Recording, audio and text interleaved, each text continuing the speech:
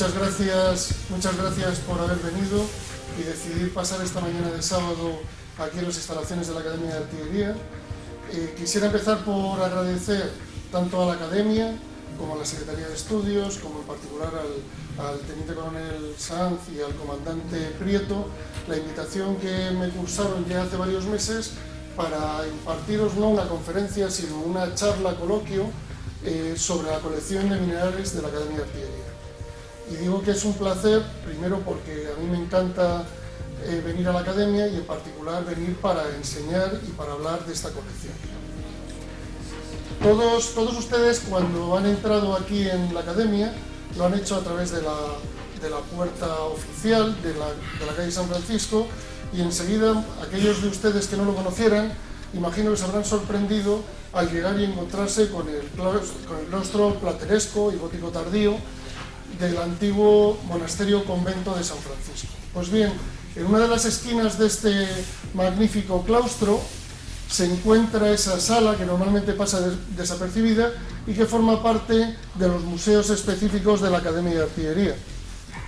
Esa sala, conocida con el nombre de Sala de Ciencia y Tecnología, alberga infinidad de instrumentos que fueron utilizados por los cadetes y los estudiantes de la Academia durante siglos para la enseñanza de las distintas técnicas artilleras y para la enseñanza de disciplinas científicas.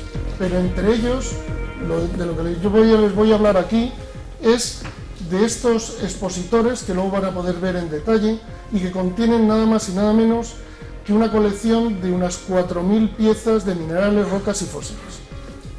Esta colección de minerales está compuesta aproximadamente por un 60% de minerales, un 25% de rocas, un 7% de fósiles, otros elementos como aleaciones, fundidos, escorias y un 3% que todavía están pendientes de clasificar. Aquellos que sabemos cuál es su origen, la mayor parte, como ven ahí, son europeos, como el 60%. Destaca que hay un 12% de piezas que proceden de América, fundamentalmente de Sudamérica y del Caribe, y como ven, casi un 30% no sabemos de dónde viene. Lo que sí que es evidente, simplemente con asomarse a las vitrinas, y luego lo podrán hacer, es que la colección en sí no es única, sino que está compuesta de varias subcolecciones, y se puede ver por las bandejas o los recipientes donde están contenidos los minerales, que son de muy diferentes tipos. Los hay de cartón, los hay de madera pintados de verde, luego lo verán. Eso nos ha permitido diferenciar 5 grandes colecciones. La colección que se llama principal, que es la colección del grueso y la más antigua, como veremos a continuación.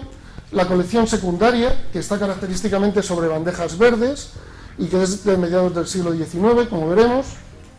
La colección de la Comisión del Mapa Geológico de España y la colección de aleaciones y fundidos. Y luego otros elementos que por encontrarse sueltos originalmente no les podemos asignar a ninguna colección. Entonces, cuando uno entra en el acuartelamiento de San Francisco y se encuentra con 4.000 piezas con esta composición, la pregunta que yo me haría es: ¿qué hace una colección de minerales en una academia de artillería? ¿Para qué necesitan los artilleros saber de minerales? La respuesta es muy sencilla, a la vez que compleja a lo largo de su desarrollo histórico. Lo primero que tienen que saber es que los artilleros, y en general los militares, fueron los responsables de la fabricación de las pólvoras hasta muy recientemente.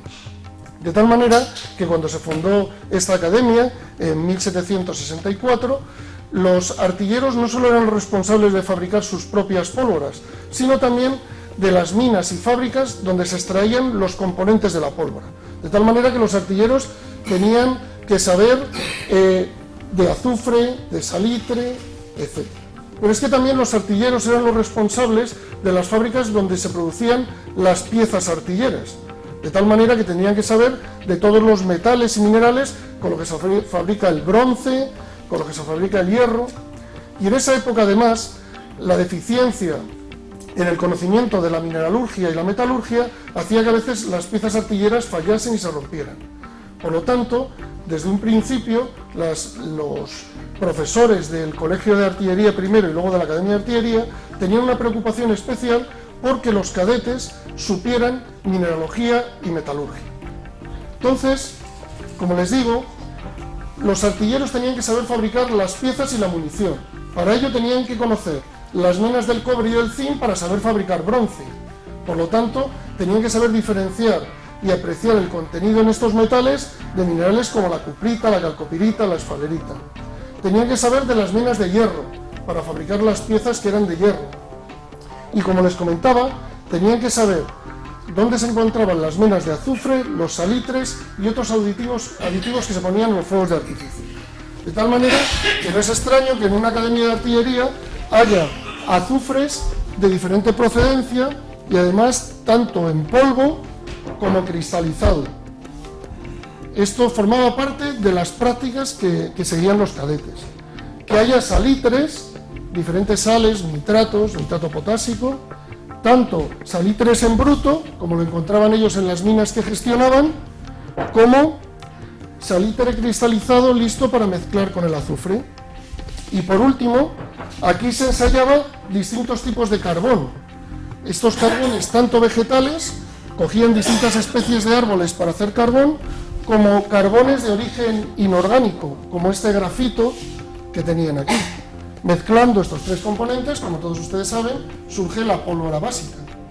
Entonces, por un lado tenían que saber de esto, pero por otro lado tenían que conocer los minerales de uso industrial. ¿Por qué? Porque en esa época no había ingenieros industriales y los artilleros, junto con su título de oficial de artillería, salían como ingenieros industriales. De tal manera que todas las ferrerías e industrias de fabricación, primero de hierro y posteriormente de acero, eran gestionadas por artilleros. De ahí la importancia de que en una academia de artillería hubiera una buena colección de minerales para que los artilleros aprendieran a manejar todos estos compuestos. Estos son algunos de estos minerales artilleros, como la calcopirita, que es el sulfuro de hierro y cobre, o como los distintos tipos de salitres, nitratos y cloratos. Por eso, desde que se fundó la Academia de Artillería en 1764, ya se disponía de una pequeña colección de minerales para formar a los artilleros. Esa colección de minerales empezó a iniciarse trayendo piezas de las antiguas academias de Barcelona y Cádiz, que se disolvieron cuando se fundó la academia. Pero sobre todo, esas piezas empezaron a traerlas los primeros profesores.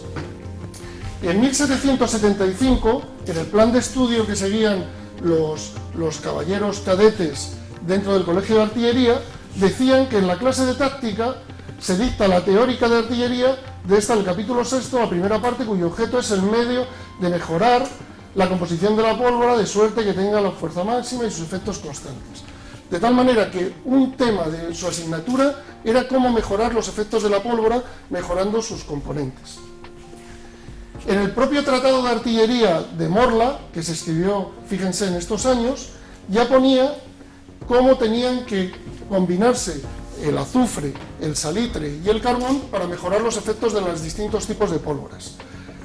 De este laboratorio y estos minerales ya debieron existir aquí en Segovia, pero no en este establecimiento que entonces no existía, sino en un pequeño laboratorio que se conoce con el nombre del Laboratorio de Mistos y que estaba ubicado cerca de la Plaza de Toros de Segovia y cuyas ruinas fueron derribadas hace poco para la construcción del barrio de la ciudad y tierra de Segovia. Este Laboratorio de Mistos, en el cual trabajaron gente como Morla y Guillermi, en ese laboratorio ya debían existir una pequeña colección de minerales. Y buena prueba de ello es que se encontraron entre las ruinas estos morteros que se usaban para machacar los componentes de la pólvora y fabricar explosivos. El propio Morla, en su libro El arte de fabricar pólvora en 1800, que lo escribe siendo profesor aquí, en el Colegio de Artillería, ya habla de dónde hay que traer el mejor azufre o el mejor salitre para mejorar la calidad de la pólvora. Pero un paso significativo en la evolución de esta colección de minerales de la que estamos hablando hoy lo constituye la invitación para ser profesor a esta persona que me han puesto aquí a mi lado, a Louis Proust, al famoso químico francés, en esos momentos un jovencito discípulo de Lavoisier, el Colegio de Artillería se quiere traer al mejor químico que haya para dar las clases de química y de mineralogía a los artilleros y invita a venir a Louis Proust. Louis Proust es invitado en 1785 y lo primero que hace Louis Proust en cuanto recibe la invitación es pedir ¿qué? Minerales. Lo primero que pide es una colección de minerales para poder hacer con los caballeros cadetes todas las prácticas que les permita saber qué contenido en cobre tiene este mineral, qué contenido en hierro tiene este otro mineral. Aquí ven de su propio puño y letra una carta dirigida al conde de Campoalange, fechada el 9 de octubre de 1790, pidiendo una colección de minerales para el colegio. Como el colegio estaban construyendo lo que luego sería la Casa de la Química, el edificio que está al lado del Alcázar, Louis Proust hace estos pedidos y le comisionan para que viaje por España a recorrer distintas minas. En ese recorrido que hace Louis Proust hasta que se termina de construir el colegio, recoge minerales que luego traería a la colección y que increíblemente 200 años después los tenemos aquí en la colección. En el año 92 le terminan el laboratorio, la Casa de la Química, y el 1 de febrero inaugura el laboratorio y se queja de que las colecciones de minerales que había pedido no habían llegado todavía, aunque habían pasado 2 años, y que los únicos minerales que tiene para hacer las prácticas con los artilleros son los que se había traído él de sus viajes por España. Minerales que casi con absoluta certeza sabemos que son estas piezas de la colección que tienen esas etiquetas de papel con forma rómbica y que están numerados con letras mayúsculas y un apóstrofe. Tenemos 12 minerales que se trajo Proust entre 1790 y 1792 de sus viajes por España, fundamentalmente de Almadén y de Linares. Esta es la etiqueta. Y como suele pasar en España, los minerales llegaron para Proust, pero llegaron, como ven, en mayo del 92, 3 meses después de que se inaugurase el laboratorio. ¿Qué minerales llegan? Llegan lo que ellos llamaron de lo doble del Real Gabinete. El Real Gabinete de Historia Natural que estaba en Madrid tenía ejemplares duplicados, entonces con esos duplicados le trajeron 134 piezas a Louis Proust. Aquí ven, la última es la 134. Pero el grueso de esta colección no está formado, como comentábamos, por estos pequeñas colecciones que hicieron los profesores a lo largo de finales del siglo XVIII, ni siquiera por lo que trajo Louis Proust. El grueso de la colección de la Academia, que pueden ver luego allí en la sala de Ciencia y Tecnología, está formado por la colección principal. Y la colección principal tiene este origen. Después de la Guerra de la Independencia, los responsables de la formación militar en la Academia quieren volver a que los caballeros cadetes se formen en química mineralógica. Entonces, el general García Loigorri, de cuyo nombre toma nombre esta sala, lo que decide es comprar una colección de minerales extensa y variada. Entonces, este documento es el documento de compra de la colección de minerales, fechado en 1817. Y lo que dice en él García Loigorri es: prevenido de la justa idea de la necesidad indispensable que tienen los caballeros cadetes a mi cargo de aprender mineralogía y química mineralógica, conviene enajenar una colección que se ha puesto a la venta y que es muy completa, como ahora veremos, etc. ¿Qué pasaba? Que, como suele pasar, el Colegio de Artillería no tenía dinero para comprar esa colección. ¿Y qué hizo? Fundir cañones. Cañones viejos que estaban sin uso, los fundieron para, con el dinero que sacaron del bronce, en Sevilla, comprar esta colección de minerales. ¿Y a quién compraron esta colección de minerales? Al señor don José Ortega y su sobrino Casimiro Gómez Ortega. El señor José Ortega y Casimiro Gómez Ortega tenían lo que se llamaba en esa época un gabinete de historia natural.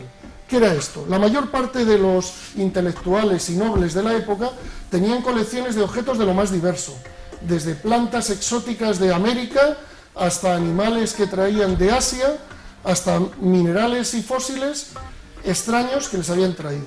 Para los aristócratas de la época, o para los intelectuales como José Ortega, que era boticario de los Reales Ejércitos, era un prestigio que en su casa hubiera objetos cuanto más extraños mejor. Objetos como, por ejemplo, una sierra de un pez sierra, ¿no? Traído de latitudes tropicales en algún envío de América. O objetos, por ejemplo, como minerales que destacaban por sus enormes dimensiones, como este cristal de cuarzo. Esto formaba parte de esos gabinetes. En 1752, más de medio siglo antes de esta compra, este señor, Dacelet d'Algerville, escribe un libro diciendo una relación de todas las colecciones de objetos de historia natural que hay en Europa. Y en España solo destaca 5 gabinetes de estos. Uno de los 5 gabinetes es la colección del señor Ortega, boticario de Madrid, que prueba que es maestro muy inteligente en historia natural. Él no ha olvidado ninguna de sus partes y puede mostrar para cada una piezas muy curiosas. O sea, que la colección que la Academia o el Colegio compra en 1817, en 1752 ya estaba como uno de los 5 gabinetes más destacados de España. Pero es que la historia va más allá, porque don José Ortega, un boticario nacido en Añover Tajo, en realidad heredó esta colección, este gabinete, del marido difunto de su mujer, porque José Ortega fue de mozo de botica en 1722 a Madrid, a la botica de Luis Llorente. Cuando muere Luis Llorente, José Ortega se casa con su esposa, y al casarse con su esposa hereda el gabinete de Luis Llorente. De tal manera que esta colección ya existía en 1722, porque al morir Luis Llorente, en el archivo de protocolos notariales de Madrid, hace una relación de los objetos y ahí están los minerales ya. Pero es que va más allá, porque Luis Llorente a su vez compró la botica a Ignacio de la Peña, y cuando Ignacio de la Peña le vende la botica en 1711 a Luis Llorente, ya está la colección de minerales. Esto significa que esta colección de minerales, con documentos, se puede remontar al menos al año 1711. Y eso convierte esta colección de minerales en la colección de minerales documentada más antigua del mundo. Porque solo hay 2 colecciones que la pueden igualar o superar en antigüedad, que son una parte del ramo de historia natural del British Museum, que es una colección de minerales cogidos en Jamaica a finales del siglo XVII, y el gabinete Amebach, que está en Basilea. Pero ellos no tienen la documentación que acredita la antigüedad, mientras que esta colección sí que la tiene. A lo largo del siglo XIX, la colección sigue los mismos avatares que el propio Colegio de Artillería. Una vez comprada la colección, el Colegio de Artillería empieza un periplo por toda España que le lleva a estar en Badajoz, en Madrid, en la Isla de León, en el propio Sevilla, en Cádiz ciudad, y la colección va con el propio Colegio de Artillería moviéndose por España. Y la ventaja que tenemos es que al existir en la colección piezas muy singulares, podemos seguir muy bien por dónde ha ido el Colegio de Artillería y dónde ha ido la colección de minerales.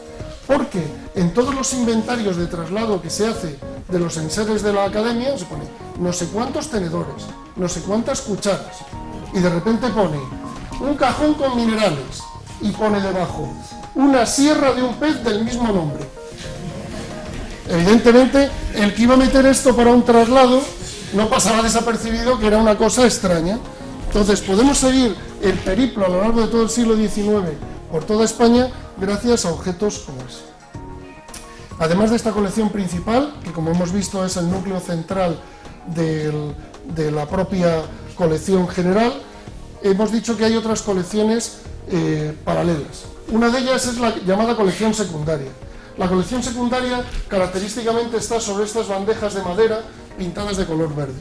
La colección secundaria perteneció al Museo del Ejército de Madrid y estuvo allí hasta mediados finales del siglo XIX.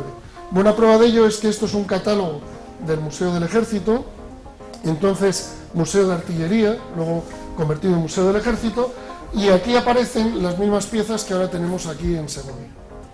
Probablemente se iniciara como una colección dentro del Museo de Artillería y posteriormente pensarían que era interesante que los caballeros cadetes se formaran con estos minerales, porque fundamentalmente son azufres, salitres y minerales de interés artillero.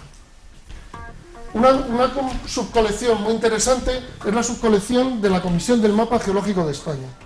La Comisión del Mapa Geológico de España se fundó en Madrid en 1849 y actualmente es el Instituto Geológico y Minero de España, que es donde yo trabajo. Pues bien, esta Comisión del Mapa Geológico de España, a lo largo del siglo XIX, hizo una serie de colecciones que regaló a todas las instituciones educativas de rango superior en España, a universidades y, como no, a la Academia de Artillería. Pues bien, todas esas colecciones que prepararon y regalaron, todas están perdidas. Únicamente la Universidad de Zaragoza conservan, creo que es 17 piezas de una de las colecciones. Aquí en la Academia están las 400. 200 minerales y 200 rocas. Además, las rocas eran cuidadosamente cortadas, formalizadas, para que cupiesen justo en el tamaño de las bandejas. Y sabemos exactamente cuándo llegó esta colección aquí a la Academia, porque a cada pieza le acompañan etiquetas con el nombre de esa roca, de ese mineral, en francés, inglés, italiano y alemán. Y debajo pone una relación, en el caso de las rocas, de qué edificios de Madrid están construidos con ellas.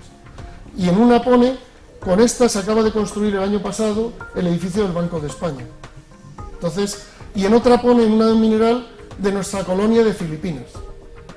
Como el Banco de España se termina en 1899 y Filipinas se perdió entonces podéis entender que está por esos años.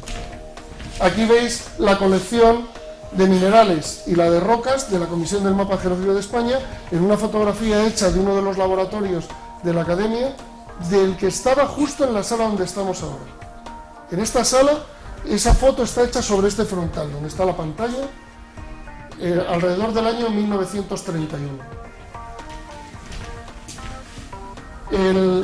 El comandante Sebastián Prieto me ha insistido que, aparte de comentarles estos aspectos históricos para que vieran la importancia de la colección, les cuente algunas curiosidades que se pueden deducir a partir del estudio de la documentación de las piezas.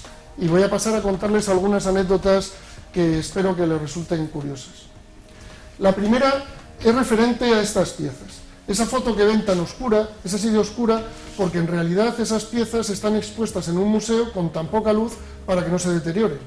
Eso que están viendo es una foto de una vitrina del Museo Nacional de Ciencias Naturales de Madrid.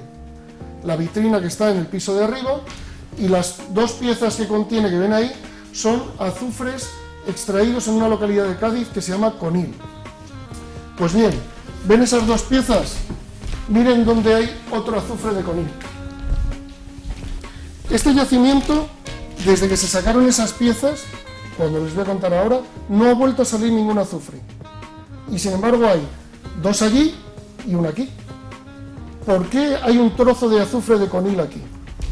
Resulta que ese azufre no lo encontramos los españoles en Cádiz, sino que a mediados del siglo XVIII los naturalistas británicos que recorrían Andalucía recopilando plantas, animales y piezas curiosas para los gabinetes británicos, uno de esos naturalistas encontró en una finca del duque de Medina Sidonia un yacimiento de azufre espectacular, donde salían unos cristales de tamaño decimétrico, como pueden ver aquí. Entonces este naturalista da noticia al gobierno británico, y el gobierno británico se pone en contacto con el rey de España, en esos momentos Carlos III, y pide autorización para extraer esos azufres y llevárselos al British Museum. El rey de España autoriza, a condición de que vaya también un equipo de españoles, se saquen dos piezas exactamente iguales, una vaya al British Museum y la otra venga a los Reales Gabinetes, que ahora son el Museo Nacional de Ciencias Naturales. Y así lo hacen. En 1771 bajo las órdenes de José Clavijo, van 2 expediciones, una británica que desembarca en Gibraltar y una española, se juntan en Conil y están 2 semanas picando para sacar 2 piezas enormes de azufre. La pieza británica la embarcan en Gibraltar y se la llevan directamente a Londres, y ahí está en el British Museum, si van ustedes a verla, y la pieza española viene por tierra. Y al venir por tierra, al pasar por Despeñaperros, se les cae. Se les cae rodando y se hace añicos.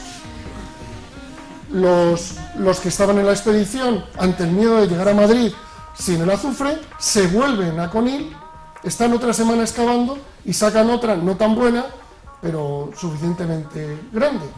Es esta que ven aquí. La del British Museum es mejor, pero bueno, esta no está nada mal. ¿Y qué hacen con los trozos? No van a llegar a Madrid y van a decir, y estos son los trozos de la que se nos cayó. No, como eran artilleros, se la traen a su colegio de artillería. Entonces, lo que tenemos aquí son los trozos del azufre de Conil que se cayó en Despeñaperros, en 1772. Se lo paso para que... Como ven, los cristales están destrozados. Aquí está este azufre de la academia. Otra curiosidad, esta pieza que ven aquí, pone, escrito a plumilla, petrificación de palo, Nandubay. En realidad es un tronco fósil, silicificado, es silópano. Ahora cuando se lo pase, si se fijan, se ven hasta los anillos y la corteza de la madera, pero convertido en sílice. Esta pieza, en realidad, está aquí como parte de la colección principal porque debía formar parte del gabinete de José Ortega. Y esta pieza está traída de un envío de expediciones a América. A finales del siglo XVIII, los reyes españoles, Carlos III y Carlos IV, mandan expediciones a América para recoger piezas para los reales gabinetes. Unos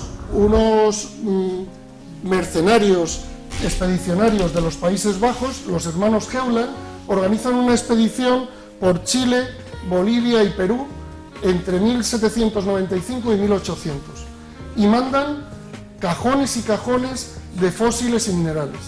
Entre los cajones y los inventarios aparece una petrificación de palo Nandubay, exactamente lo que pone en esa pieza. Vamos a seguir viendo cosas curiosas. Estas son las etiquetas que tienen esos envíos de América de las expediciones de los hermanos Heuland. Esta pieza, que es también de aquí de la colección de la Academia, es una pirargirita, un mineral de plata, es silópalo, es madera fosilizada en sílice. Como el que está en la entrada del Museo de Ciencias. Esto es un mineral de plata y aquí pueden ver el símbolo de la media luna de plata. Otra curiosidad que se encuentra únicamente, que sepamos, en el mundo, en esta colección de la Academia de Artillería, es la clasificación linneana de los minerales. Cuando Linneo propone en el siglo XVIII que las plantas y los animales se clasifiquen de acuerdo a familias, órdenes, géneros y especies, hay algunos naturalistas que intentan hacer lo mismo con los minerales. Y se sabe porque hay libros en los que proponen que se ordenen las colecciones de minerales no por óxidos, sino siguiendo esta clasificación lineal. Pero está en libros, no hay ninguna colección que esté ordenada de acuerdo a esa clasificación. Pues bien, aquí en la Academia de Artillería se encuentran etiquetas que pone primera clase, segundo género, séptima clase, 17 géneros, y así sucesivamente. Hay más de 200 piezas clasificadas como Linneo propuso para las plantas y los animales, pero aplicándoselo a los minerales. Estas piezas, probablemente estas etiquetas, sean en torno al año 1802-3. Ahí ven estas etiquetas. Y están combinadas con etiquetas representativas de los símbolos químicos anteriores a Berzelius. Antes el hierro no era Fe, como ahora lo representamos, sino que era el símbolo de lo masculino, de Marte. Estos son los símbolos químicos que representaban a los distintos metales antes de Berzelius. Hay algunos de ellos que les sonarán porque todavía se mantienen. Por ejemplo, lo que nosotros llamamos la marca del oro. ese típico círculo que tienen las cosas de oro. O como les comentaba antes, la plata es una media luna. Otra curiosidad importantísima que hay en esta colección, y voy a ir acabando ya, es el tesoro del delfín. Resulta que en la colección, cuando estábamos procediendo a la catalogación, aparecieron un montón de piezas talladas de minerales y rocas nobles utilizadas en gemología. Entre ellas destaca, con diferencia, este jade, que está tallado con motivos chinos por todos los lados menos por su base. Es una pieza entera de jade y tiene tallado elementos como árboles, rocas o casas chinas por toda su superficie. O por ejemplo, también pertenece a este conjunto de piezas este candelabro, que no es de un mineral sino de una roca, es de alabastro, finamente tallado y con la curvatura así. Curiosamente, en la misma época en la que estábamos catalogando esta colección, el Museo Nacional de Ciencias Naturales hizo una exposición sobre la historia del gabinete de los Reales Gabinetes de Historia Natural. Y en la exposición estaba el candelabro pareja de este, colocado, que tiene la curvatura en el otro sentido. Cuando pregunté por la comisaria de la exposición y le dije que yo sabía dónde estaba la pareja de ese candelabro, lo primero que me preguntó es ¿dónde? Y yo le dije, en la Academia de Artillería de Segovia. Me dijo, ¿pero esto es lo de los militares? Y yo, sí. ¿Y qué hace allí? Digo, eso digo yo. ¿Y qué hace allí?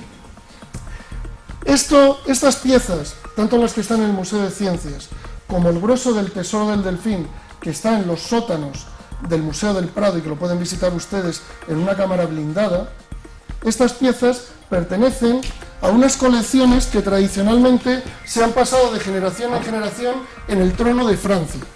De tal manera que la persona que constituyó esta colección de piezas de gemas fue Luis XIV. Luis XIV hizo una colección inmensa y además en esa colección integraba regalos de embajadores, por ejemplo, del emperador de China, cuando hacían embajadas diplomáticas.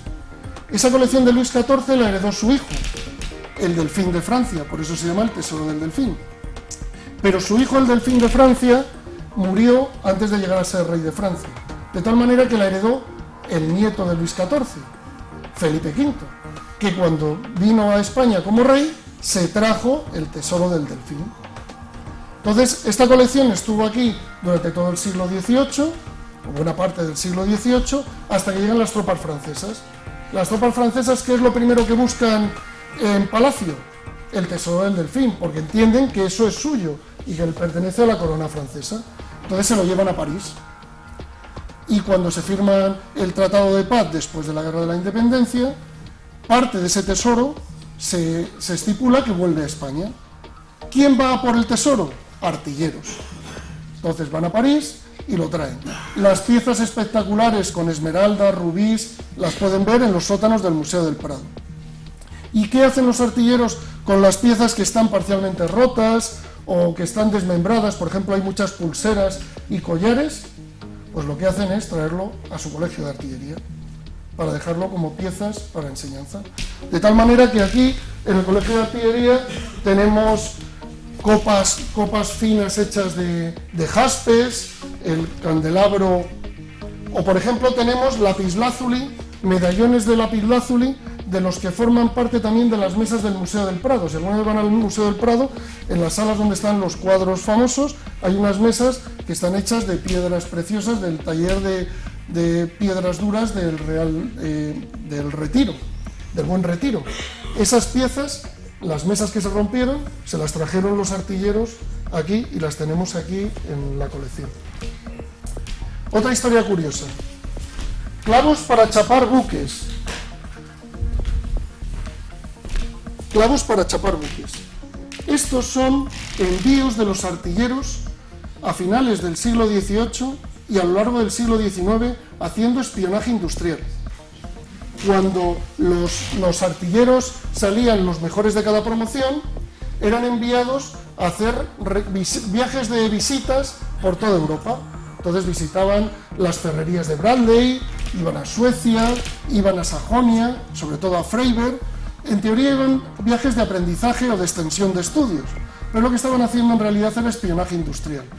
Y mandaban escritos de: en Bradley hacen así el acero y lo mejoran respecto al nuestro, mandamos una pieza envuelta, y lo mandaron. Hasta tal punto que una vez en Inglaterra les pillaron y dio lugar a un conflicto diplomático. Pues todas las piezas que mandaron a finales del 18 y principios del 19 están en la colección de minerales, en una colección que se llama de aleaciones y fundidos. Están aquí.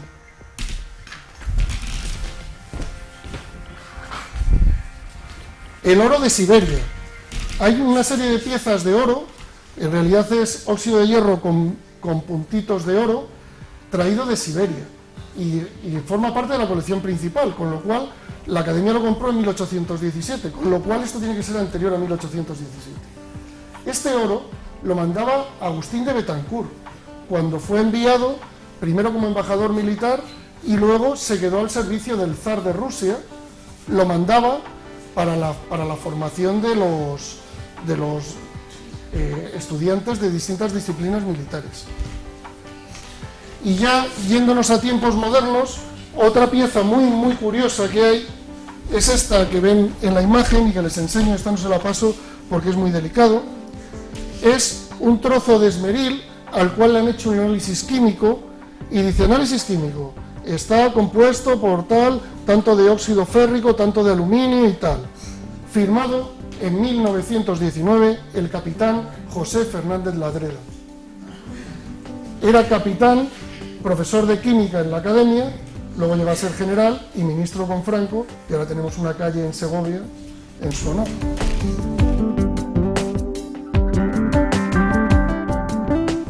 Ahora les quería hablar, un par de minutos sobre el proceso de recuperación. En el año 1990, como quedaban 2 años para celebrar el bicentenario de la llegada de Louis Proust a dar clase al Colegio de Artillería, se decidió montar una serie de exposiciones y hacer estudios sobre el legado de la química, el legado de los artilleros para la química. Y se pusieron en contacto conmigo para decirme que había aquí una colección de minerales y que mirase a ver si eso tenía valor para seleccionar unas piezas y llevarlas a la Casa de la Química y allí exponerlas durante la exposición del Bicentenario. ¿Cuál fue mi sorpresa? Cuando lo que nos encontramos es una colección muy destartalada, pero enseguida, a través del etiquetado, pudimos ver que eso tenía un valor notable. De tal manera que en el año 1990 empezamos a catalogar esta colección a fines de semana.